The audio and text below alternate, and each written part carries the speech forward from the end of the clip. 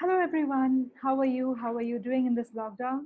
So, let me tell you something very interesting that when I reached out to Professor Robin Dunbar for the first time, he told me my grandfather still lies in Dehradun, and an immediate connection was set up.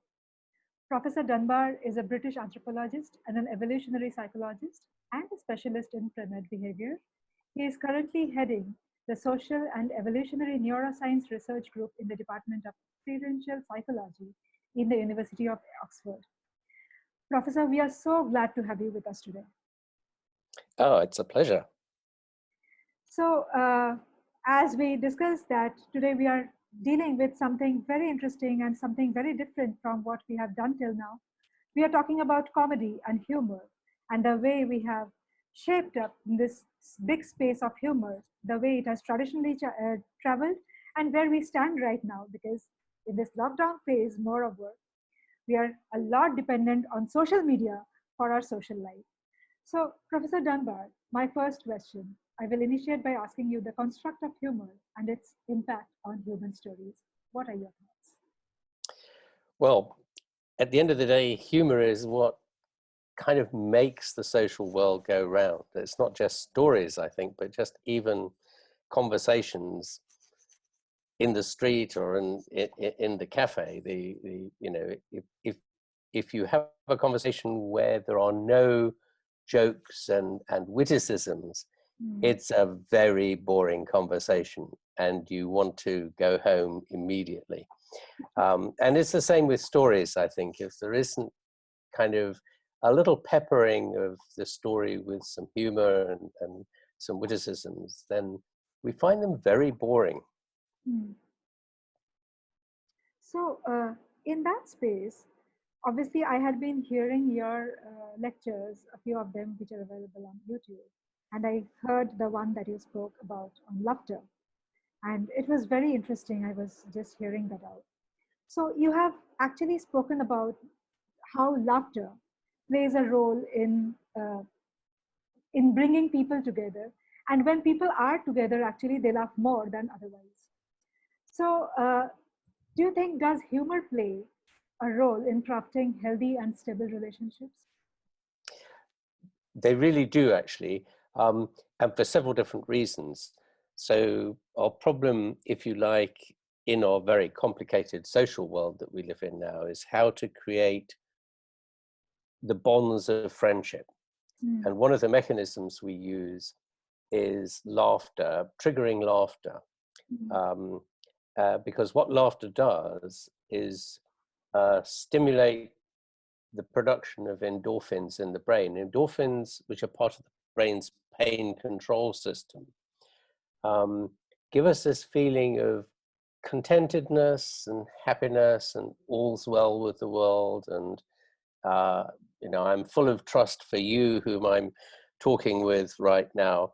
And well, we don't quite understand how it does that, but normally it really is part of a sort of complex of behaviors which trigger the same system that all our monkey and ape cousins also use for creating their friendships. They do it by grooming each other, by physical touch.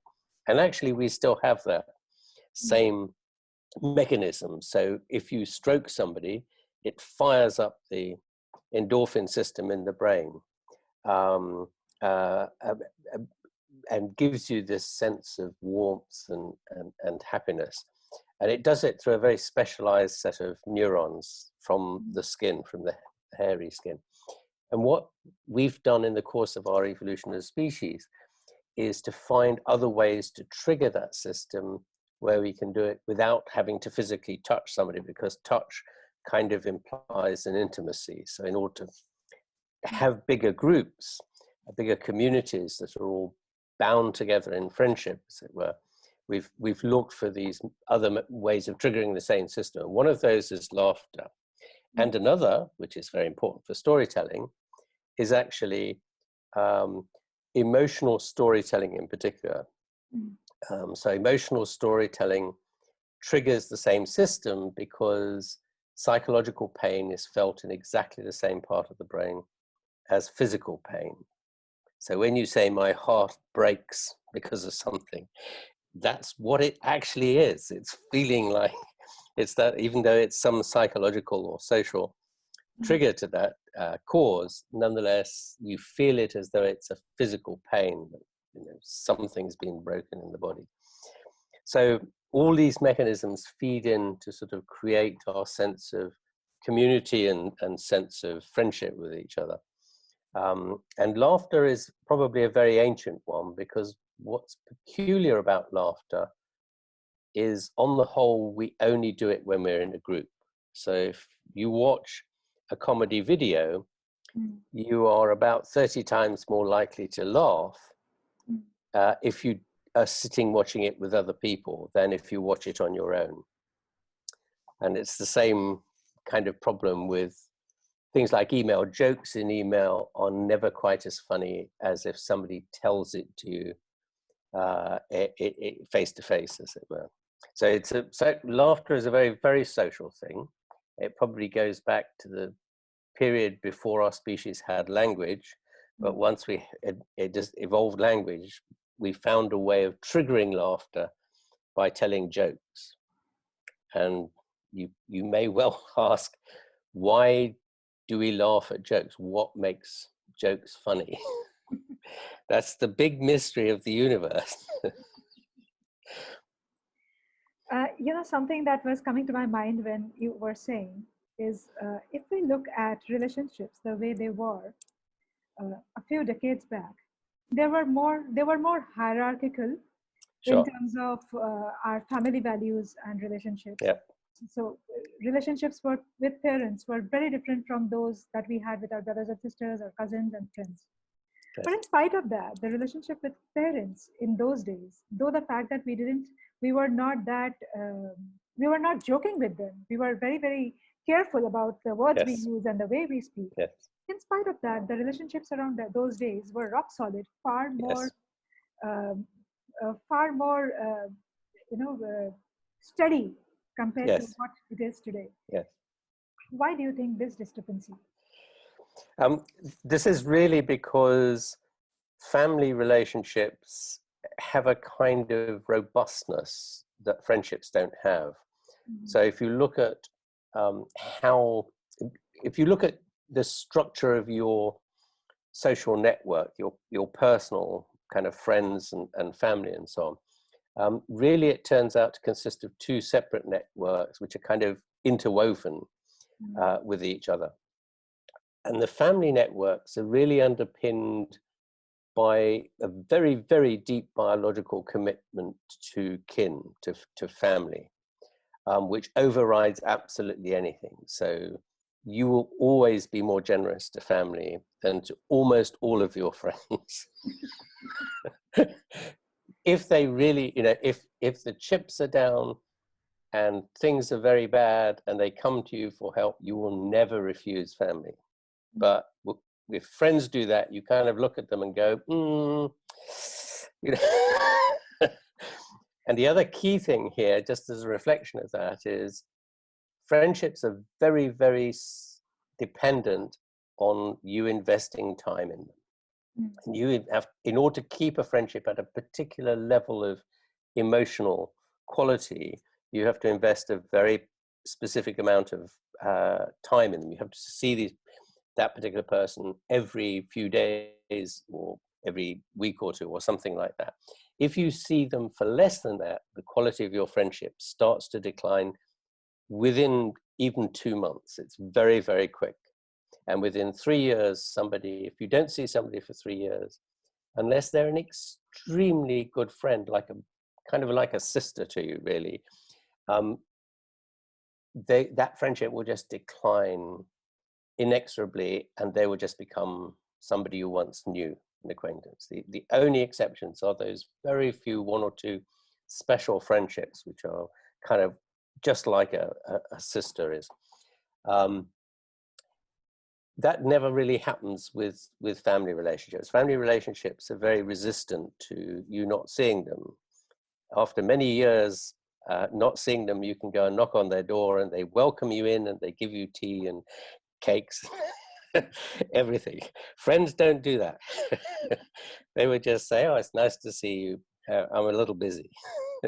So, so, so there's this we live in this kind of very complicated social world, which has two halves, if you like. Now, in some people who come from big families, this is another reflection of this, people who come from big extended families actually have fewer friends, right? Because they give priority to family. It's as though you have so many slots in your mind, in your brain, to handle friendships, and you always give family preference. And when you fill up with family, and if you've got any spaces left over, then you give those to friends.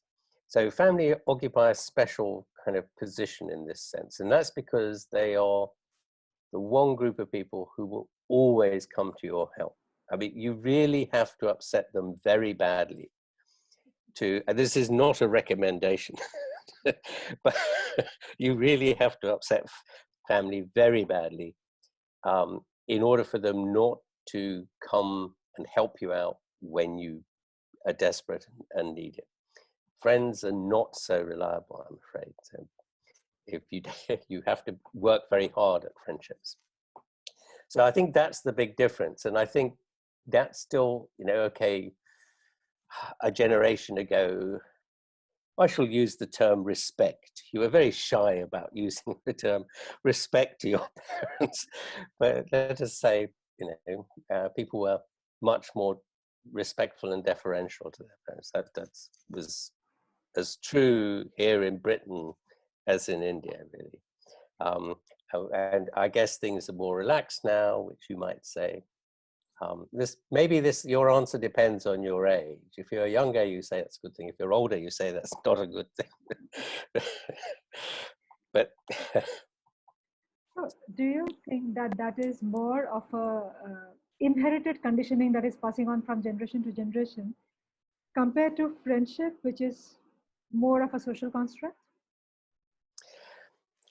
It's not a social construct, friendship, in the sense that actually the same mechanism is underpinning both your sense of warmth towards your family members. I mean, remember, of course, it's not just parents that are family. Everybody has a big extended family, right? In India, that might be much, much bigger. In most European countries, it's quite smaller now, maybe. But still, there are aunts and there are uncles and there are, second cousins and what have you, to whom you feel a kind of emotional attachment, which is a little bit more like a friendship in a way, perhaps. And these people are important to you. They give you advice, and you perhaps don't have to give them so much respect as you do your parents and of course your grandmother. Oh.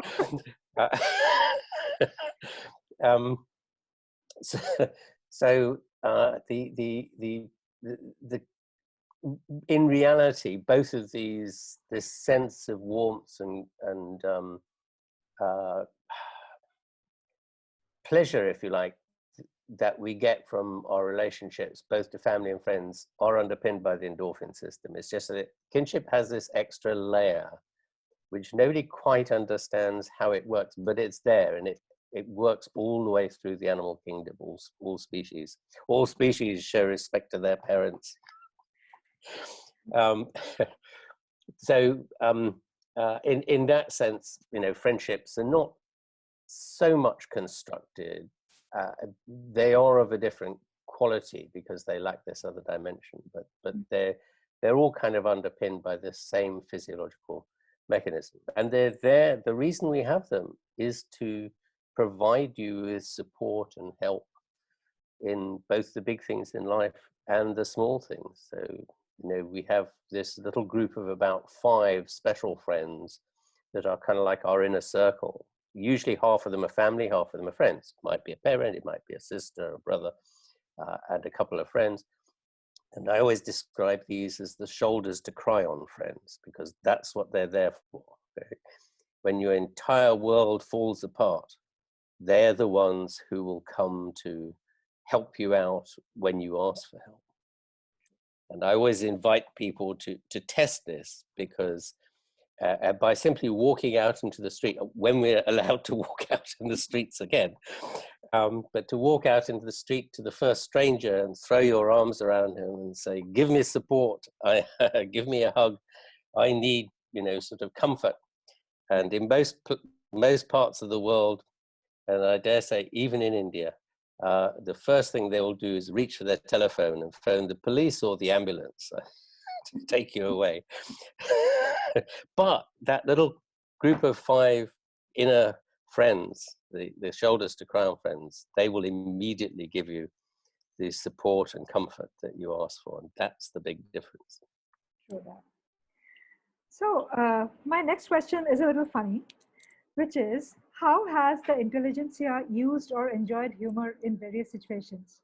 I use this word intelligentsia because I have often seen, I'm a professor myself, much junior compared to you, but then I have seen that people expect, depending upon hierarchy in any profession, and especially if we are professors, you are expected to behave in a particular way, and especially Yes. those who are intelligentsia, they have to be a little more serious, a little more contained in their expression of humor, wit, intelligence when it comes to, laugh out loud. What do we have to say? Yes. Yes. Up to a point, this is true, but actually, it's probably more important the other way around. Is if you watch what happens when people are standing around, somebody really important, the prime minister, the consultant, the chief professor in the department, they will laugh at anything they say, right? They will laugh at things that these people say, which they would just go, what planet are you on, if their friend said it. So this is a kind of expression of deference, really, of, if you like, submission.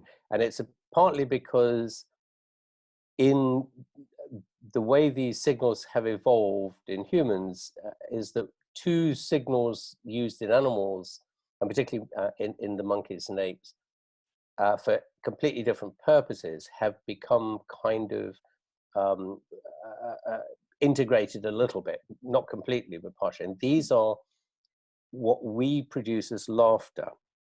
And in monkeys and apes, if you go and watch langurs, or particularly macaques in India, you will see them doing the play face, as it's called, opens the mouth but doesn't show the teeth. So it's like that. And they give this panting little grunt, ha, ha, ha, ha, ha, which, when you think about it, sounds like a laugh. And that's all we've done. We've kind of taken that same signal, which is an invitation to play, right? Mm-hmm. If you watch juvenile monkeys, they will go up to each other and they'll give this little signal as they come up to play, and they will give the same signal during play. And what they're doing is saying, listen, if I bite you, don't think I'm attacking you, all right? It's play, right? So it's like a little signal which says, what we're doing now is for fun, not for real. And this kind of what's called the round open mouth play face that we still have. That's how we produce laughter. When we laugh, we don't expose our teeth. The other signal is actually comes from the monkey's snarl face. And here you close the teeth and you pull the lips back and expose them, showing your teeth. And this is what monkeys do to each other when they're frightened, right? It's a form of submission. And so people use smiles in contexts where they're feeling submissive or nervous. So if you watch the context in which people smile and laugh, they're very different usually. But of course, what sort of confuses the situation perhaps a little bit for us is that we often throw lots of smiles into a conversation as well. And I think that's become more of an encouraging sign. So we do it when we're nervous. Mm-hmm. Well, I won't say you probably smile that much if somebody wants to rob you, but you're more inclined to smile and laugh, right? To sort of go, I'm friendly, I'm friendly. don't rob me. And inclined in conversation, I think, to use a smile as a sort of encouraging signal, going, yes, yes, I'm interested, I'm paying attention to you, I'm showing respect to you, please carry on talking. Whereas laughter occurs also in conversations, but in a very different context. We tend to trigger it, and we try and trigger it deliberately with jokes, so that, you know, if you have a conversation with somebody who never ever smiles and never ever laughs, it's very, very hard going. You know, it's like having a conversation with Mr. Spock in Star Trek, you know, who had no facial expressions at all, because whichever planet he came from, they didn't have those muscles. And this was, you know, it makes it very difficult to have a kind of pleasurable conversation. You can convey information, do this, do that, you know, this is how this works. But once that's been said, you know, what else? You try to make a joke and there's no response. So we rely on jokes in conversations to keep the conversation running smoothly. And that's what kind of makes us stay there to carry on the conversation, because really what that's all about is you just saying, look, I'd rather be, it's like a declaration of commitment. I'd rather be here talking to you than down the road talking to, you know, somebody else. So it's, you know, you're saying, you know, I think you're more important in my life than other people are. That's why I'm prepared to spend valuable time sitting with you or talking with you. Right. So, you know, when I look at the society at large, in whichever part of the world, I see that long before probably there was a joint family system sometime, and when there was a collective living of some kind or the other, and then we got into nuclear living. And now, even if we are staying with whoever we are staying with, our individualistic living is very, very strong. We are uh, very much caught up in our individual pursuits, in our individual choices, and we try to protect them. And I also find that there's a lot of dependence on social media humor. It could be through web shows, it could be through stand-up comedy, it could be through jokes or WhatsApp forward. I see people staring at their mobiles and laughing, but I don't see people doing that the same with each other, because when they do it with each other, they get offended. But when it comes as a WhatsApp forward, they're laughing. So it could be a typical sexist joke, which they're laughing when it has come to them on social media and it fulfills some of their agenda. It could be political, it could be whatever. Yes. But when it comes to interacting with each other, their patience is far less. Why this social media dependence? I mean, why did we become this? I think it's because, well, I think what social media does is sort of allow you to feel that you're in a very private conversation, right? That nobody else is going to hear or see what you say. Whereas if it's a conversation, usually, you know, there are other people around and they may overhear what you're saying. And I think that allows you to feel that you don't have to probably behave quite as well as you might do in public. But you made the point at the beginning about the fact that in the past we had kind of more extended family or multi-family. You know, often the household would be, you know, grandma, grandpa, parents, children, maybe grandchildren, all living together in one house. And I think that was true everywhere, really. It's always said that in the West people are more individualistic. In the East, there's more kind of communal, if you like. But I think that's probably a consequence of family sizes getting so much smaller. Earlier in the West, we've for 250 years, we've had declining family sizes. And what that does is reduce the size of this extended family. We fill the slots, like I said, with unrelated friends, and maybe our pets. But you know, the reality is, 200 years ago in Europe, again, you would have seen the same kind of households. because extended families were much, much bigger.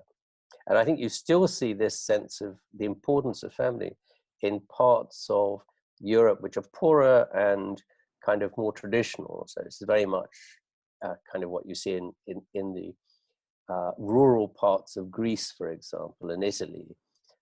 Family comes before everything. Family honor comes before anything else. You cannot let the family down. The family can't lose face. But now our families are so small in many parts of the world that pressure, I think, has simply been removed. And of course, what also has happened is greater mobility. Right? Really, only since the 1950s has it been possible for people to travel as cheaply and as far and as often as has become the practice, well, at least until a month or so ago. And what that's done is allowed, and of course, in the process, you've had kind of more distributed social networks as a result of business practices. So there's, in the old days, if we can call them that, if your employer said, we need you to be in our Bombay office, you went and you lived there, and you kind of, your links with your family and friends, let's say back in Britain, were cut off much more. Whereas now you can kind of go backwards and forwards every week if you really want to, and keep those links up in a way that was very difficult before the appearance of really the jet aeroplane. So the jet aeroplane is to blame for everything. And I think that what that means is you've ended up with a social network, particularly of friends, not so much family, but especially friends who are kind of scattered all over the place. And therefore you don't have these kind of integrated social networks in the way we used to, and especially the family network. So in the old days, the family network is very extensive, and the family members, even now, make sure you find out about cousin Jemima and, Uncle Ali and all these kind of things. They keep the knowledge of the family doings up to date for you. But also there was always grandma sitting in the center of it all, wagging her finger when anybody got out of line, and everybody had to do what grandma said. And that's now kind of diminished because the family sizes are so much smaller. There isn't the pressure from the other members of the family when you say, well, I don't care what grandma thinks. Everybody else would have said, you've got to do it, right? And now there aren't enough of them to say that. And you can retreat to your friends who now take your side because they're not part of your family. So all these kind of complex changes in our social demography, I guess you might call it, really have changed the nature and quality of our social networks and the nature and quality of our social life. And I think probably have pushed people in general towards being more individualistic.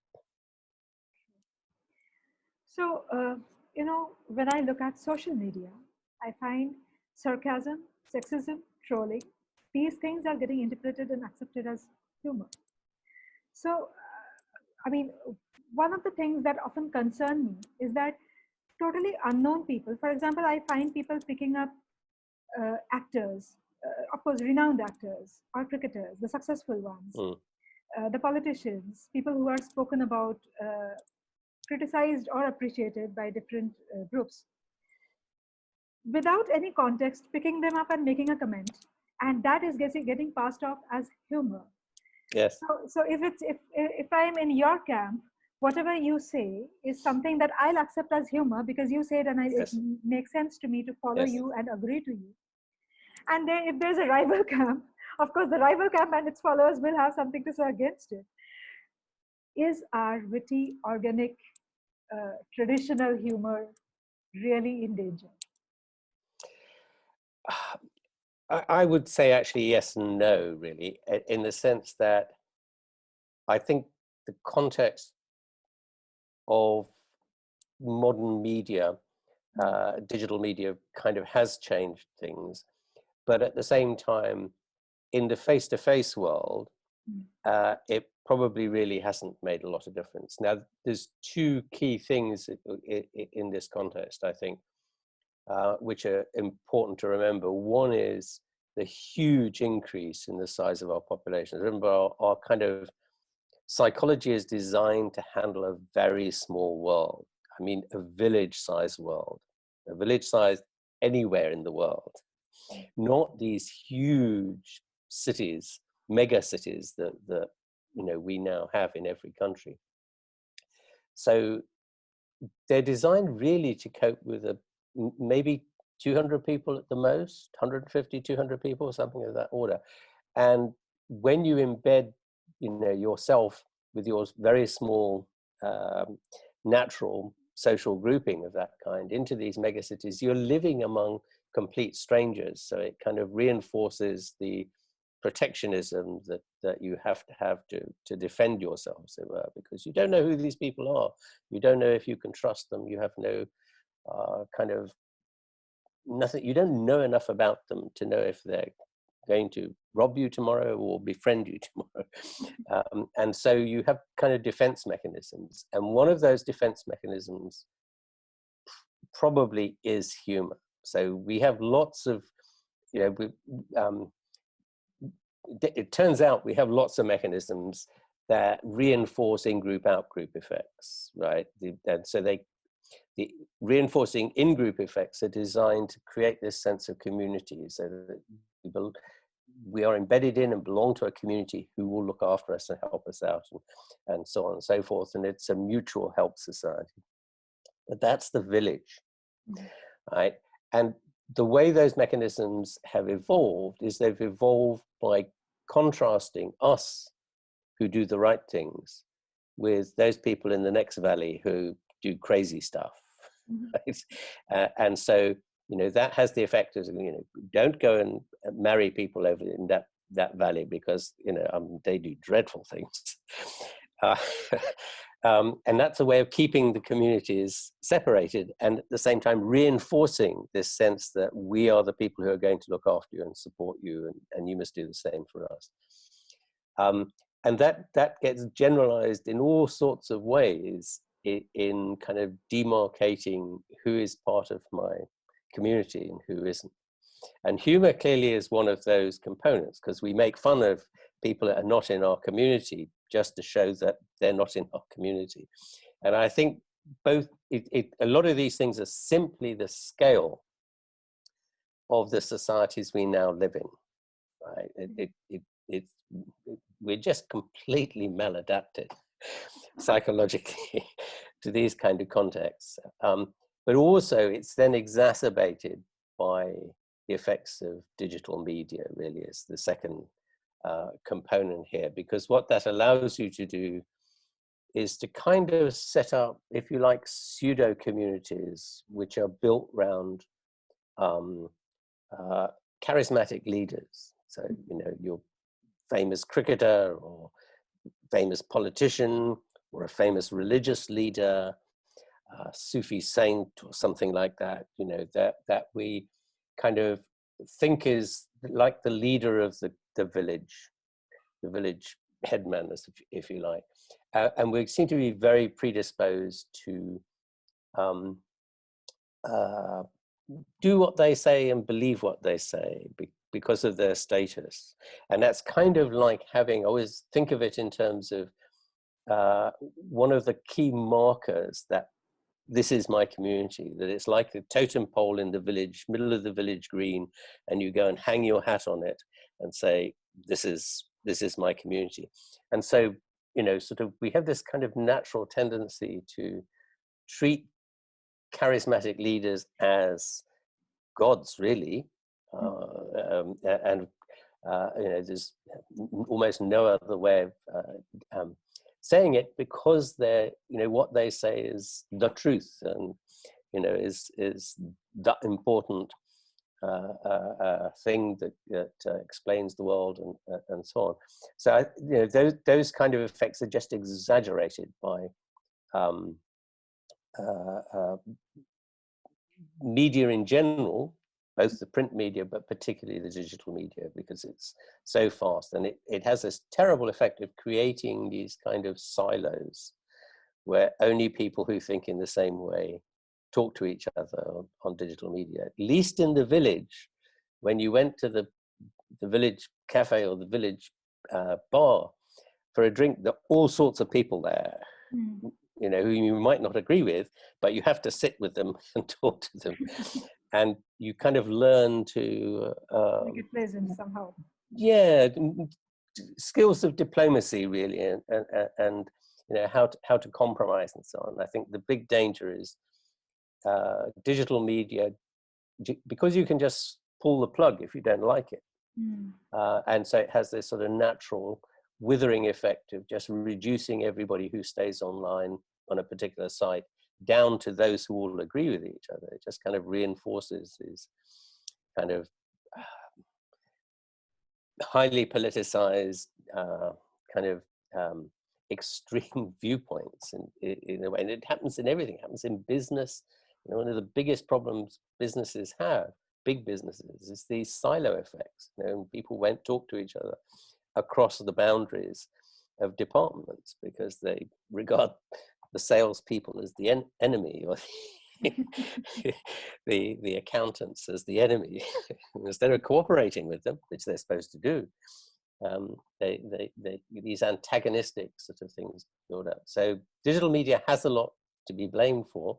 Of course, it also has a lot that we can be grateful for too. But and I suppose, to be fair, there is nothing in life which does not come without a price, right? So every good thing in life you have to pay for somehow, in some respect. And sometimes that is just the way people, humans, and humans are very smart, and this is perhaps the problem, are able to exploit opportunities for other purposes. And language and humor are exactly an example of that, where here's these capacities, which it is originally evolved, if you like, to facilitate social integration, social cohesion, and make us feel part of a group, can be very easily exploited for the converse effect, to be critical of people, to set people apart, or to show that you're, you know, clever and they're stupid, or whatever it is. And those divisive things are the price we pay. We will never stop humans doing that. We just somehow have to persuade them that it's not such a good idea. So, if I may try to interpret this from another direction and try to understand this particular behavior pattern, do you think using words like this, the kind of words that I just used, sexism, trolling, these are very typical digital media words. Yeah. We have invented them very recently. So using, I mean, our increasing awareness towards this kind of conversation and the judgment that immediately comes forward the moment we have a slip, and the kind of expectation that the world has from us for being politically correct all the time, is that actually taking a toll on our natural humor, on our spontaneity? Because sometime back we would have been very spontaneous in voicing ourselves, and would have got along. I mean, it's friends, and it's like people know ourselves, so they know that we are not meaning something. Yes. Today people will point out, and you are afraid that I just got judged. Yes, exactly. Now, I think this is a very good point, in fact, because to a large extent, the real problem here is the scale, again, of the people who hear us. Because in the days before digital media, you know, we could sit in a corner of a room and kind of criticize other people or make jokes about them or whatever it is, which would kind of bond the little conversation group. It would kind of bond us as friends, and we can laugh at other people's silly behavior and so on. But nobody else, in general, nobody else saw or heard it. The comments died with your voice, disappeared to the wind. And of course, now digital media allow us to be in these effectively in these huge conversations with maybe millions of other followers listening to what you say. And they're there forever as well. You know, if they're at least, well, yes, even if they're video, it's now there in the internet forever. You can't escape your past. And we're really not used to that. You know, I think we're actually, on the whole, quite good at policing our behavior in the small community that we live in. And that's partly because the community polices itself, right? Grandma is wagging her finger at you. Even if she's doing it by proxy through, you know, her grandson or her granddaughter that you're talking to. You know, people will say to you, you know, really, that's not a very kind thing to say. That's not a very nice thing to say. And because you feel this sense of obligation to them, you will kind of go, oh, yeah, okay, you know, I won't do it again. But once your community size gets too big, then if you try to say to people, you know, please don't do that, that's behavior is very bad, their response, their first response really is just to get cross with you and to say, who are you to tell me, right? And at that point, then you need a police force to come around and beat people's heads to make them behave. And of course, the whole dynamic of the situation then changes dramatically in terms of how society works. But I think also it then makes it much more difficult for the community to act as its own policeman. And the community acting as its own policeman always works better because of this sense of obligation that we have to the other members of our friends and family circles, as it were. And I guess that is what really underlines the problem that a lot of people have been having with kind of politically correct things, is because things that are relatively innocuous can upset somebody, right? It may be perfectly, most people would just go, oh, that's, you know, not really a terrible thing to say, but somebody will, somewhere in the world, always gets upset by anything anybody says, or something anybody says. And it allows the kind of minority to drive the majority, which can be okay, you know, but it can get silly, is the problem. So like all things in real life, it's a kind of trying to, you know, how do we maintain a balance between not going around offending everybody and not also at the same time, or not being able to criticize people, because if we're using humor to criticize people in a way which is not kind of aggressive, you know, directly aggressive, because we're just trying to make fun of what you do, so you kind of realize it's silly and don't do it again. Then if you're always worried about the fact that somebody may not like what you've said, then the risk is you end up with nobody being willing to criticize anybody else and say, look, actually, that's not such a good thing to say. So it kind of destroys itself. You know, political correctness in effect destroys itself. We have to kind of maintain this better balance where we can criticize other people, but at the same time, you know, creativity, you know, you're a writer, so you know this, you know, creativity depends on imagining the impossible situations or silly situations or situations we would never normally think about. And the danger is, I think, that if you are too heavy-handed, you will destroy creativity, and then you will destroy culture, and then you will destroy civilization. You have said it so beautifully, Professor. You know, next time when I am stopped or probably criticized for saying something out of context and which is not intentional, I will probably remember you saying that this is the grandma that Professor was talking about, and forgive that person and have a laugh instead of fretting over that person. Exactly. Thank you so much, Professor Dunbar, for being with us. And I had a very, very interesting conversation with you. Thank you so much for throwing light on my questions. Well, it's been my pleasure, and thank you for inviting me. Totally my pleasure. Thank you so much.